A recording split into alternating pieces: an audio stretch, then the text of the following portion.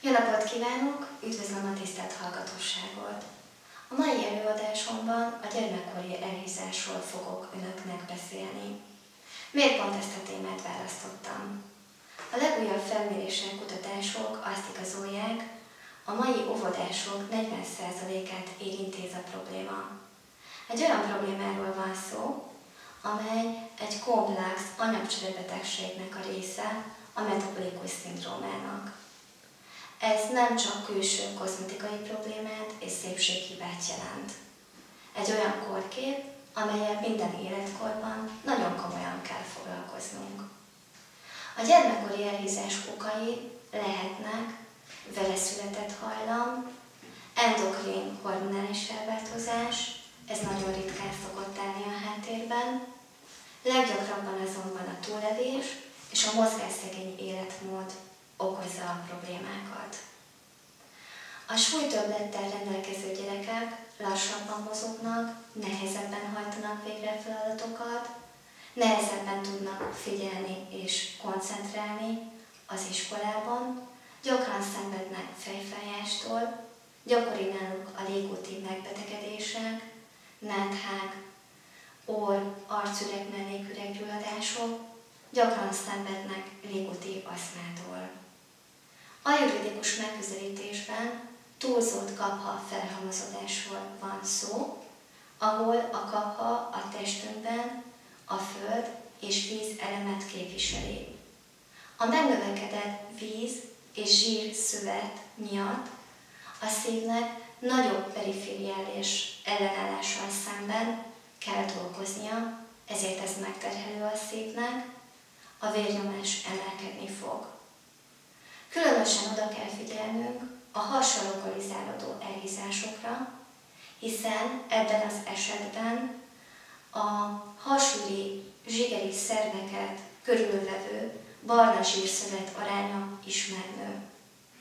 Ez hiperinzulinémiához és a máj elzsírosodásához fog vezetni. A hiperinzulinémia a későbbiekben valódi cukorbetegség, diabetes mellitus fog kialakulni belőle, a vérben megemelkedhet a későbbiekben a vérzsírok, a koleszterinnek a szintje, érelmeszesedéses betegségek jöhetnek létre.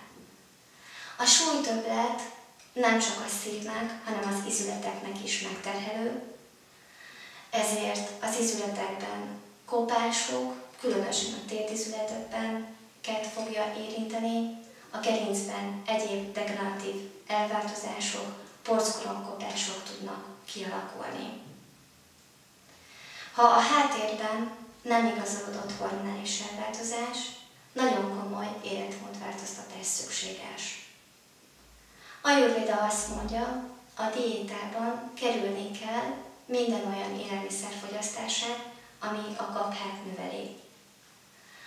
Az édességek, az édes íz mellett kerülni kell a felesleges szénhidrátok bevitelét, kerülni kell az ételek közötti, étkezések közötti nasolásokat, az esti késői evészetekről kell leszokni, és ne felejtsük el, hogy a gyerek az nem felnőtt. Ezért az elfogyasztott étel mennyisége az a gyereknek megfelelő legyen. A diétának nem szabad túl szigorúnak lennie, hiszen a gyerek még növekedésben van. Az édes íz mellett kell csökkenteni, mérsékelni a sónak a fogyasztását. A só a szervezetünkbe kerülve vizet köt meg, és folyadékvíztartásnál fogva növeli a testtömeget, növeli a vérnyomást, ez a későbbiekben, felnőtt korban magas vérnyomásos betegséget tud létrehozni. Ajurvédában nagyon nagy hangsúlyt fektetnek a gyerekek egészségnevelésére, a gyermekek gondozására, hiszen az egészséges életmód kialakításával nagyon komoly betegségek kialakulása megakadályozható, vagy csökkenthetők. Ilyenek a szívérrendszeri betegségek, a magas vérnyomás, az érelmeszesedés és a cukorbetegség. Mi szülőknek nagyon nagy felelősségünk és nagyon nagy feladatunk van az egészséges táplálkozás kialakításában, hiszen gyerekeink tőlünk vesznek példát, tőlünk tanulnak.